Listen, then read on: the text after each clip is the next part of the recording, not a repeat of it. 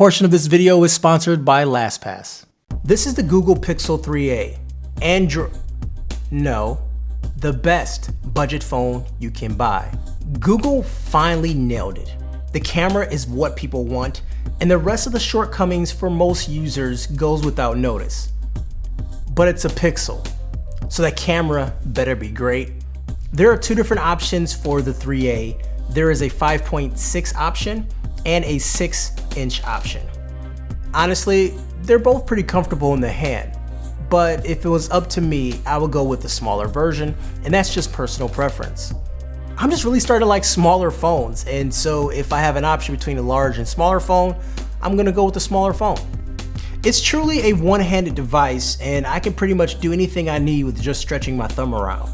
The bezels are bigger than most phones these days, but it's definitely small enough where it doesn't get in the way.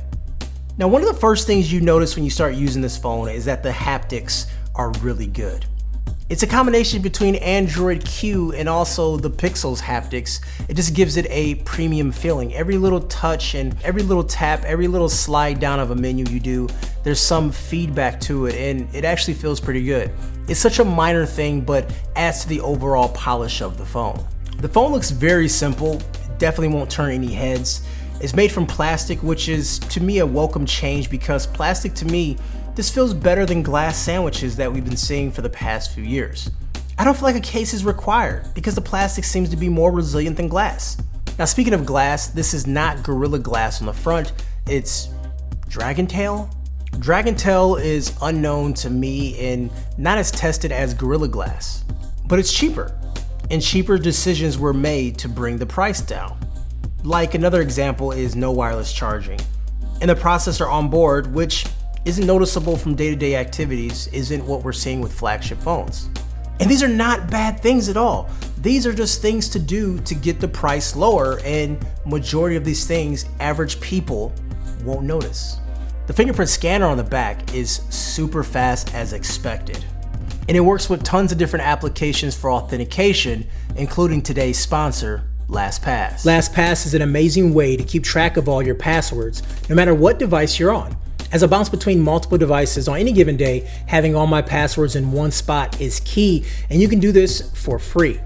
Not only can you store unlimited passwords, but it can generate passwords for you to store them in a safely encrypted environment. Some of my passwords I don't even know, and that's okay. I keep them stored in LastPass so I can access them from wherever and however. Although this is an ad, I've talked about LastPass over the past 5 years. Hit my link down below to sign up now. And once again, a big thank you to LastPass for sponsoring this portion of the video. Now back to the review. Okay, so it is an OLED screen, and OLED is pretty much what you see with flagship phones, and OLED is really great technology, but I don't think this OLED is really good.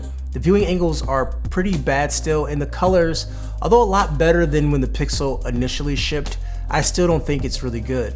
But I will say that I'm pretty spoiled as I like using the S10 and the OnePlus 7 Pro, and those are just phenomenal screens, so maybe I'm just a bit spoiled. Regardless, it is a decent screen, but I would have loved to see better if I could. But thinking realistically, many budget phones don't have OLED. So it's one of those things that it's cool that they have it, although it's not great, you do have to give them a pass for that.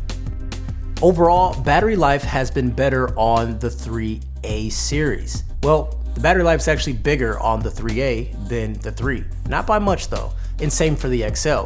Also with a slower processor, uses less energy, thus you get better battery life. Overall, I was getting a full day of usage, then you compare it to the non-A variant, and I was getting the same full day, but at night, I find myself with around 15 to 20% more battery life than I did with the regular Pixel. As many people are moving away from the headphone jack, the 3A has the headphone jack. Does that mean the Pixel 4 is gonna have a headphone jack? I don't know, but the 3A has it and I tested it, it works fine. Not much else to talk about as I'm not an audiophile, but it drove my cans pretty well, so no complaints here. Just like other Pixel phones, the camera spec sheet won't jump off the screen at you. But as we all know, it ain't about that megapixels, baby. All about that software. And boy, does it deliver. The images to me look exactly like the Pixel 3, which is more than double the price of this phone. The Pixel 3 has a Pixel Core processor and the Pixel 3a does not. which means the camera should be faster on the 3 and also it should be better with dynamic range and highlights, but I'm not really seeing much of a difference between the two phones side by side. The front-facing camera too is great. Portraits are sharp, very accurate, and still unmatched by any other phone.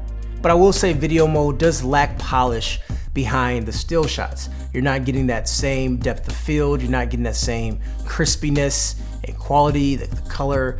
Things just don't look great with video. And it being a Pixel, it's gonna have Google's latest software on board, and that is Android Q. There are tons of Android Q videos out there, so I'll throw a link down below to ones that are pretty good. But for me, Android Q is just another step in the right direction. And the Pixel has additional features on board, like call screening, the new robocall feature, and it tells you what song is playing without you even asking.